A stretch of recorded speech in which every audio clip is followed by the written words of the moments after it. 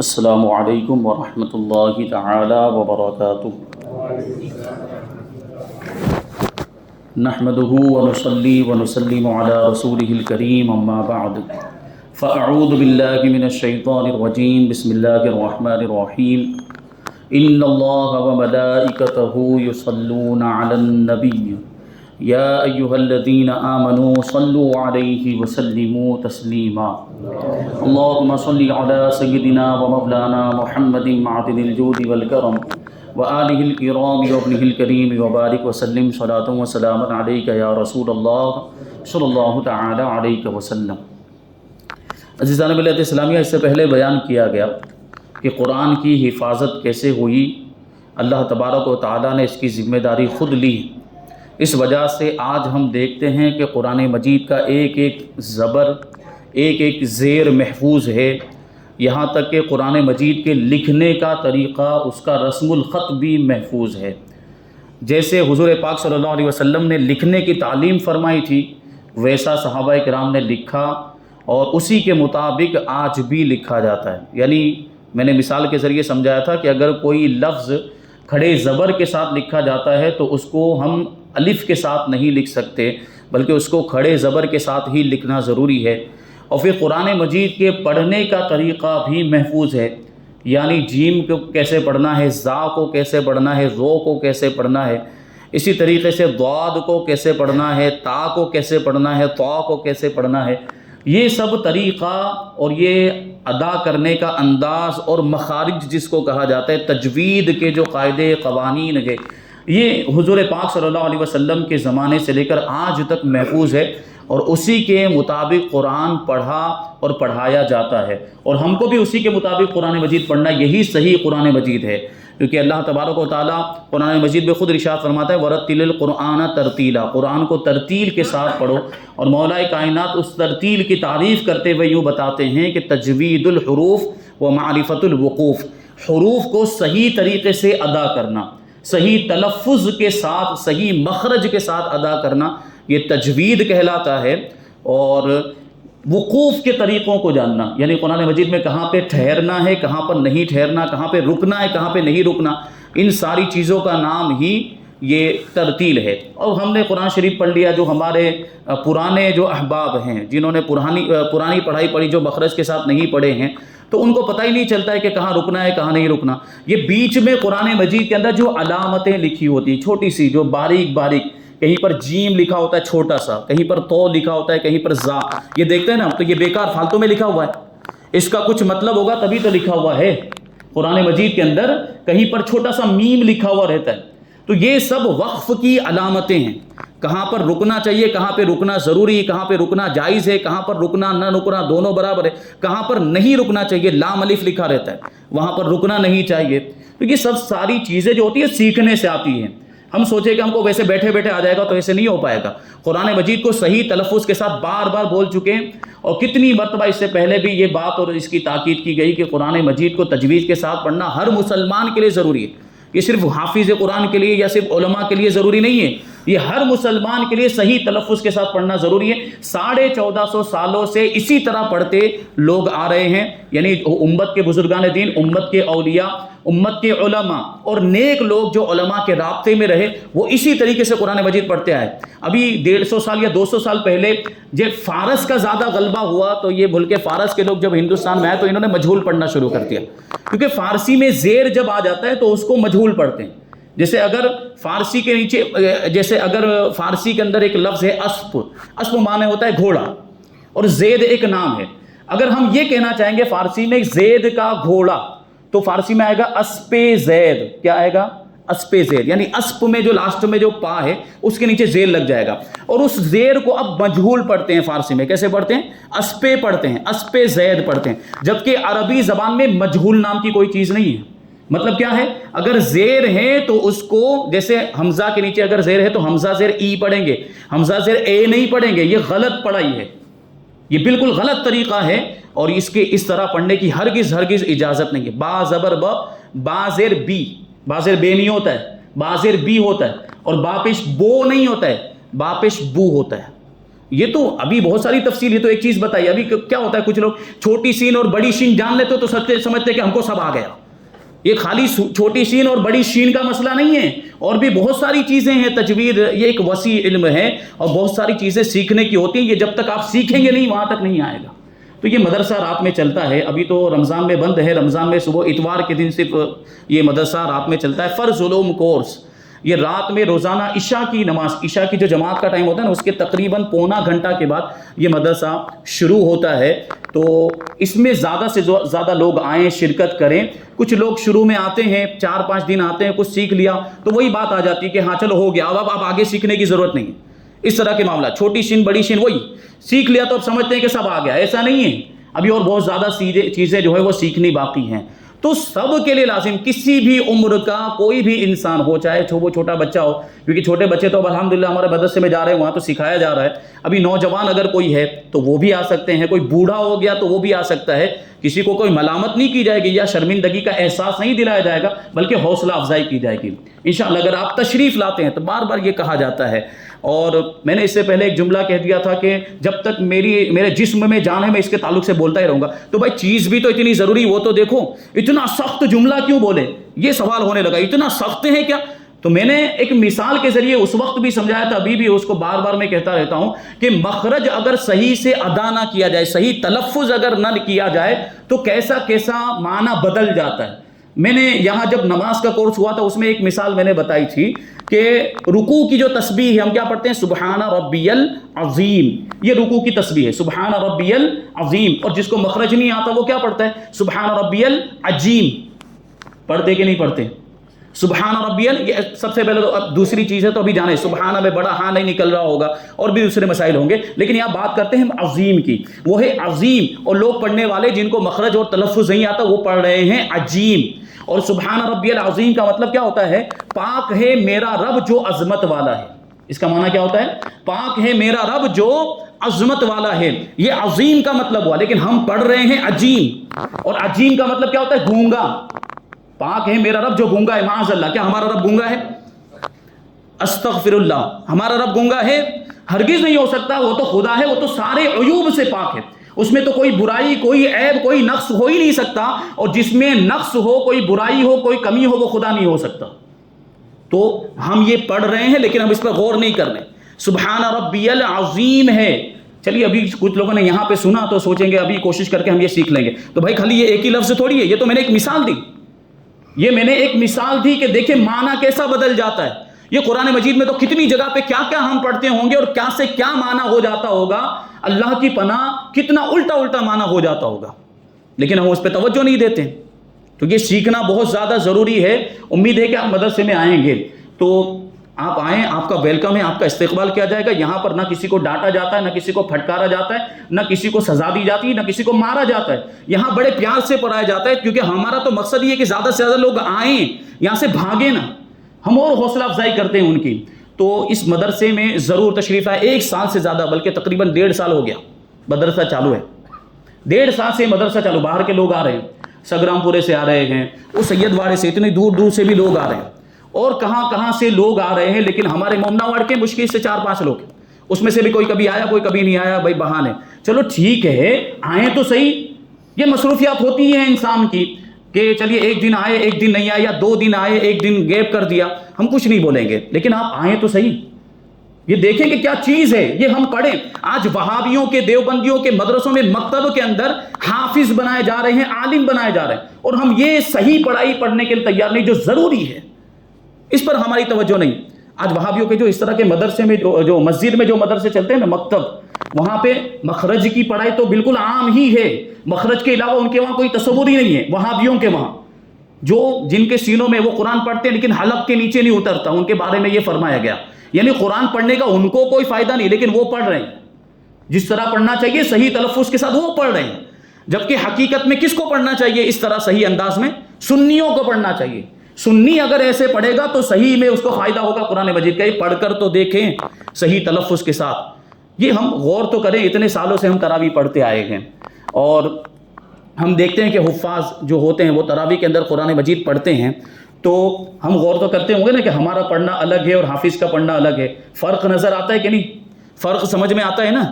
تو پھر یہ الگ الگ کیوں ہے؟ قرآن تو ایک ہی ہے، یہ دو الگ الگ انداز کیوں ہیں؟ دو الگ الگ طریقے کیوں ہے پڑھنے کے؟ ہمارا پڑھنا الگ ہے اور حافظوں کا پڑھنا الگ ہے، عالموں کا پڑھنا الگ ہے۔ تو اب بتائیے، اب عالموں کا پڑھنا ایک جگہ پر اور ہمارا پڑھنا ایک جگہ پر، دونوں میں کون سا پڑھنا صحیح ہو سکتا ہے؟ ظاہر سی بات ہے نا، حافظوں کا پڑھنا، عالموں کا پڑھنا، کیونکہ وہ زیادہ جانکار ہیں، ان کے پاس زیادہ علم ہے، وہی صحیح پڑھ رہے ہوں گے نا۔ تو ہمیں کس کو فالو کرنا ہے پھر؟ حافظوں کو فالو کرنا ہے، عالموں کو فالو کرنا ہے۔ بار بار کہا جاتا ہے لیکن اس پر توجہ نہیں۔ اللہ تبارک و تعالیٰ توفیق عطا فرمائے صحیح پڑھنے کی۔ اسی طرح حضرت جبرائیل نے پڑھ کر سنایا، اسی طرح حضور پاک نے پڑھا، اور اسی طرح صحابہ کرام نے سنا، اور اسی طرح صحابہ کرام نے آگے والوں تک پہنچایا۔ یہ قرآن کے پڑھنے کا طریقہ بھی محفوظ، قرآن محفوظ، قرآن کے زیر زبر پیش اعراب، اور قرآن میں کہاں مد ہے کہاں مد نہیں ہے، کہاں رکنا ہے کہاں رکنا نہیں، کہاں رکوع، یہ ساری چیزیں محفوظ۔ میں نے اس سے پہلے بتایا تھا رکوع کیسے ہوا، یہ رکوع ہے، یہ نصف کا جو نشان ہوتا ہے یہاں پہ قرآن، یہ پارہ آدھا ہوتا ہے، یہ 30 پارے کیسے بنے، یہ پاؤ پارہ ہوتا ہے، یہ پونا پارہ ہوتا ہے، یہ ساری چیزیں کیسے جو ہے کہ یہ علامتیں قرآن مجید کے اندر لگائی گئی، اس سے پہلے یہ بتایا گیا تھا۔ تو قرآن محفوظ، اور جب اس کی حفاظت کی ذمہ داری خود اللہ تبارک و تعالیٰ نے دی تو 1450 سال ہو چکے ہیں، لیکن ہمارا ایمان اور عقیدہ ہے کہ قیامت تک بھی قرآن مجید کے اندر کوئی تبدیلی نہیں ہو سکتی، کیونکہ انسان اگر کسی چیز کی حفاظت کی ذمہ داری لے تو کبھی نہ کبھی کچھ نہ کچھ معاملہ ہو سکتا ہے، لیکن اس کی حفاظت کی ذمہ داری، یہ کلام الہی قرآن پاک، اس کی حفاظت کی ذمہ داری تو خود پروردگار نے لی ہے، اور پروردگار اپنی ذمہ داری میں کوتاہی کرے یہ ہو ہی نہیں سکتا۔ سب سے پہلے تو وہ خدا ہے، اس کے اوپر کچھ لازم نہیں۔ جو خدا ہوتا ہے، جو معبود ہوتا ہے، اس پر کوئی چیز واجب یا کوئی فرض نہیں ہوتا، یہ تو بندوں کے اوپر ہوتا ہے نا، بندوں کی ذمہ داری ہوتی ہے، بندے پر کوئی چیز فرض ہے تو کوئی واجب ہے۔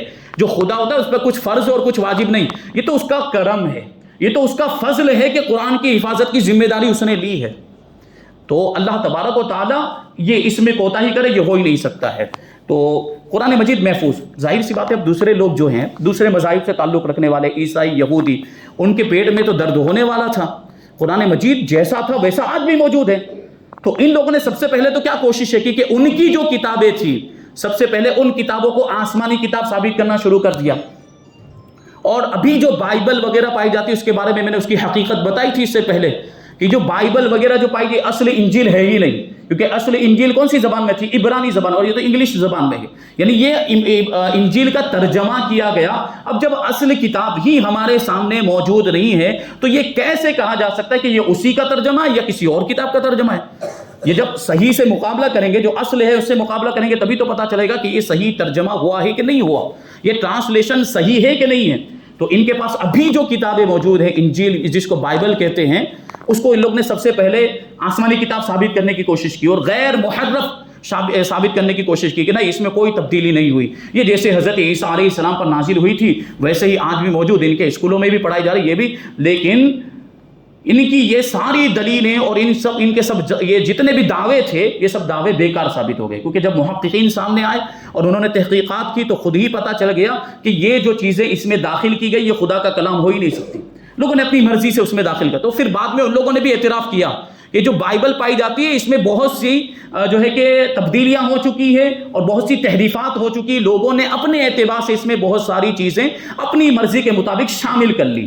میں نے پہلے بھی بتایا تھا کہ ان کو کوئی حکم اگر سخت لگا بائبل کا یا انجیل کا، بھائی اس پہ عمل کرنا بہت مشکل لگ رہا ہے، لاؤ اس کو بدل ڈالتے ہیں، تو کیا کیا، اس کو نکال ڈالا، پھر اپنی مرضی کے مطابق آسان حکم اندر ڈال دیا۔ تو پھر بعد میں ان لوگوں نے بھی اس بات کا اعتراف کیا، بلکہ ان کو ماننا پڑا کہ ان کے پاس آج جو بائبل ہے وہ تبدیل شدہ ہے، اس میں تبدیلی ہو چکی ہے اور اس میں تحریف ہو چکی ہے، وہ اس حالت میں موجود نہیں جس حالت میں وہ نازل ہوئی تھی۔ تو اب ظاہر سی بات ہے دشمنی تو قرآن سے ہے نا، ان کو دشمنی تو اسلام سے ہے۔ تو اب ادھر آئے وہ لوگ، خسیانی بلی کھمبا نوچے والا حساب، کہ جب وہ اپنی کتابوں کو غیر تبدیل شدہ ثابت نہ کر سکے تو اب قرآن پر الزام لگانا شروع کر دیا، اور قرآن کے تعلق سے کہنے لگے کہ نہیں، قرآن میں بھی تبدیلی ہوئی ہے، قرآن اس حالت میں باقی نہیں ہے، قرآن گھٹا بڑھا دیا گیا ہے، قرآن کے اندر بھی جو ہے کہ تحریف ہوئی ہے۔ اب جب اپنی کتاب کو آسمانی کتاب ثابت نہ کر سکے تو قرآن کو محرف ثابت کرنے میں لگ گئے۔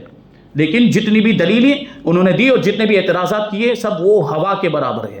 اور ہوا میں جو اڑ جانے والے جو ذرات ہوتے ہیں نا دھول کے، بالکل ویسی حیثیت، بالکل کمزور ان کے اعتراضات ہیں، کیونکہ قرآن کی حفاظت جب اللہ تبارک و تعالیٰ فرما رہا ہے تو اس میں کوئی تبدیلی ہو ہی نہیں سکتی ہے۔ تو بہرحال یہاں پر وہ سوالات کو ذکر کریں گے، کچھ اعتراضات جو غیروں کی طرف سے قرآن پر کیے گئے، تو ہماری طرف سے ان کے جوابات کیا ہے؟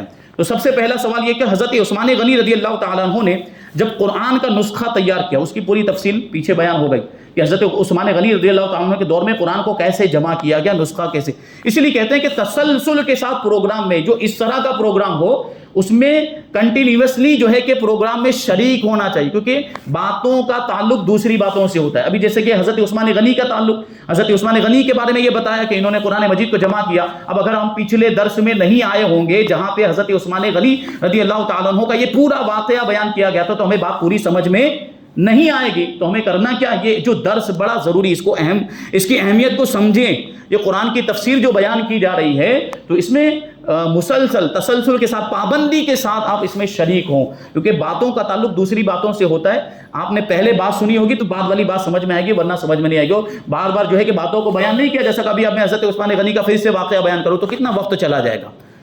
تو آپ سنیں، اور اگر خدا نخواستہ آپ کبھی کسی مصروفیت کی وجہ سے شریک نہ ہو سکے، یا ابھی ہمیں توفیق ملی، اس سے پہلے ہم نہیں آئے تھے، تو یوٹیوب پر بھی اس کی جو ہے کہ آڈیو کلپ ڈالی جاتی ہے یوٹیوب کے چینل پر. آپ وہاں جا کے اس کو سماعت کر سکتے ہیں، سن سکتے ہیں، تاکہ یہ کڑی سے کڑی مل جائے اور باتوں کو سمجھنا آسان ہو جائے. تو پہلا اعتراض یہ ہے کہ جب حضرت عثمان غنی رضی اللہ تعالیٰ عنہ نے قرآن کا نسخہ تیار کیا تو پچھلے نسخوں کو جلا دیا. وہ جلانے کی وجہ بھی بتائی گئی تھی، جو اس سے پہلے جو نسخے تھے لوگوں کے پاس. تو حضرت عثمان غنی رضی اللہ تعالیٰ عنہ نے جو قرآن کی آیتیں تھی وہ تو لے لی تھی، لیکن کچھ لوگوں نے تفسیری جملے بھی شامل کر دیے تھے اور اس کو بھی آیت سمجھنے لگ گئے تھے. تو ایسی جو چیزیں تھیں حضرت عثمان نے ان کو جلوا دیا. تو اب سوال دیکھیے، اس سے معلوم ہوتا ہے کہ یہ قرآن وہ نہیں ہے جو آسمان سے آیا تھا، بلکہ وہ جلایا جا چکا ہے. یعنی حضرت عثمان غنی نے جو نسخے جلا دیے اس میں قرآن کی آیتیں لکھی ہوئی تھی. حالانکہ یہ نہیں سمجھ رہے ہیں کہ حضرت عثمان غنی رضی اللہ تعالیٰ عنہ نے جو قرآن کی آیتیں ان میں تھی وہ لے کر ایک نسخہ تیار کروا دیا، تو اب ان کی ضرورت ہی نہیں رہی، جن میں تفسیری جملے بھی آدمی نے اپنی طرف سے شامل کر لیے. حضور پاک صلی اللہ علیہ وسلم نے اگر کسی آیت کی تفسیر ارشاد فرمائی تھی تو اس کو بھی صحابہ کرام نے لکھ لیا تھا.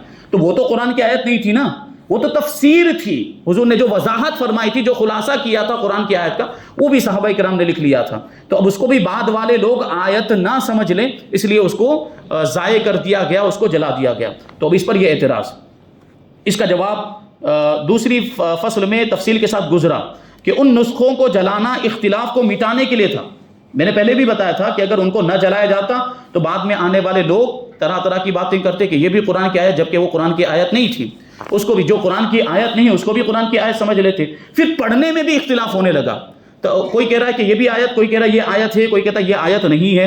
اور کسی کے معاملات ایسے، قرآن الگ الگ جو قبیلے کے لوگ تھے الگ الگ انداز میں پڑھنے لگے تھے، اس لیے قریش کی زبان پر قرآن کو جمع کرنا ضروری سمجھا گیا اور حضرت عثمان غنی نے یہ کام انجام دیا.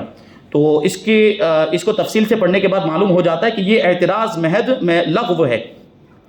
حضرت عثمان غنی رضی اللہ تعالیٰ عنہ نے جو مٹا دیا، جو ان میں قرآن و تفسیری عبارتیں مخلوط تھی، قرآن بھی لکھا ہوا تھا، تفسیر بھی لکھی ہوئی تھی، آیات کو لے لیا گیا، جو ان میں آیتیں تھیں ان کو لے لیا گیا. اگر وہ باقی رہتی، اگر وہ سارے نسخے باقی رہتے تو آئندہ بڑا اختلاف پیدا ہو جاتا، کیونکہ ان کو بتانے والا باقی نہیں رہتا نا، کہ یہ فرق کیسے کر پاتے کہ یہ آیت ہے اور یہ اس کی تفسیر ہے.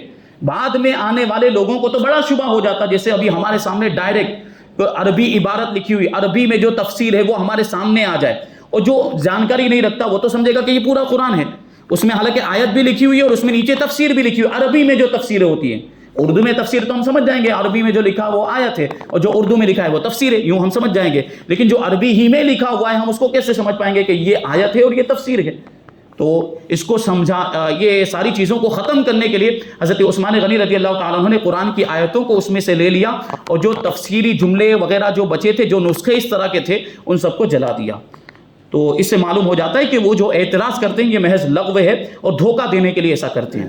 دوسرا سوال تفسیر اتقان اور بخاری شریف جلد 9 باب جمع قرآن میں ہے کہ حضرت زید بن ثابت رضی اللہ تعالیٰ عنہ فرماتے ہیں کہ میں نے لقد جاءکم رسول والی آیت تمام جگہ تلاش کی مگر مجھے کہیں نہ ملی بجوز حضرت ابو خزیمہ انصاری رضی اللہ تعالیٰ عنہ کے.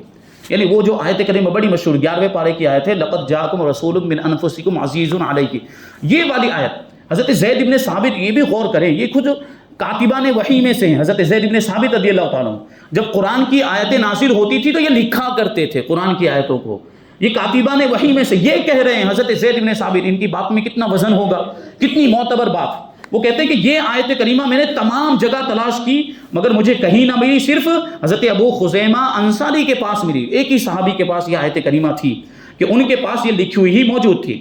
اس سے معلوم ہوتا ہے کہ اور آیتیں بھی اس طرح گم ہو گئی ہوں گی۔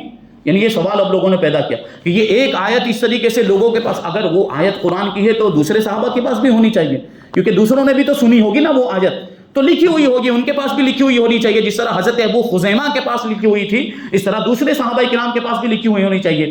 تو یہ ایک صحابی کے پاس لکھی ہوئی ہے، ہو سکتا ہے کچھ آیتیں ایسی ہو جو کسی کے پاس بھی نہ ہو، گم ہو گئی، ضائع ہو گئی، تو یہ تو قرآن کم ہو گیا نا، قرآن کی آیتیں کم ہو گئی، یہ اعتراض۔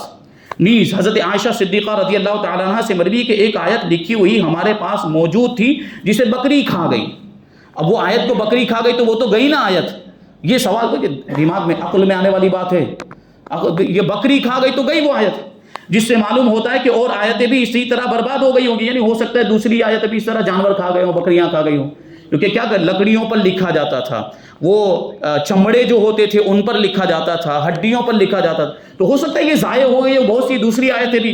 اس کا مطلب قرآن میں بھی کمی ہے، یہ اعتراض اور سوال۔ اب اس کا جواب ہے، اگر ایسی 200-400 روایتیں بھی جمع کر لی جائیں اور وہ روایتیں قابل قبول بھی ہوں اور کوئی بکری پورا قرآن بھی کھا گئی ہو، تب بھی اصل قرآن کا ایک لفظ بھی ضائع نہیں ہو سکتا۔ قرآن کا ایک لفظ بھی نہیں، اگرچہ پورا قرآن کھا گئی ہو۔ کیوں؟ کیونکہ بھائی خالی لکھنے پر تو دار و مدار تھا نہیں، قرآن کا دار و مدار، قرآن کی حفاظت کا دار و مدار خالی لکھنے پر تھا۔ یہ تو لکھنا تو بعد میں شروع کیا گیا، ورنہ پہلے تو صحابہ کرام اپنی یادداشت پر بھروسہ کرتے تھے۔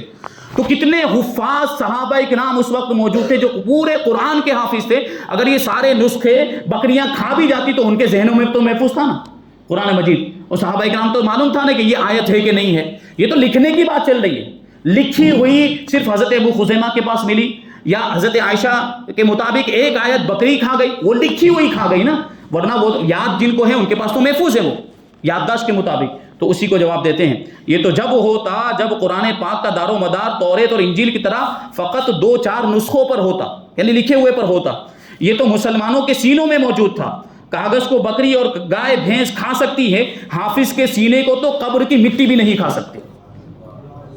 دیکھتے ہیں نا ہم، اگر کسی حافظ قرآن کی قبر اگر خدا نخواستہ کسی وجہ سے کھل جائے، بارش کی وجہ سے، یا تو سینے کی تو بات الگ، اس کا تو کفن بھی محفوظ ہوتا ہے، کفن پر بھی داغ نہیں لگا ہوتا ہے حافظ قرآن۔ اب سوچے، قرآن مجید اللہ تعالیٰ کا کلام ہے، کلام الہی ہے، اس نے اپنے سینے میں پورا کلام الہی محفوظ کر لیا، مٹی کی کیا مجال ہے کہ اس کو کھائے؟ تو سینہ محفوظ ہو جاتا ہے یہ بات۔ تو اسے کون کھائے گا؟ سینے کو کون کھائے گا؟ کاغذ کھا سکتی ہے لیکن حافظ کے سینے کو کون کھائے گا؟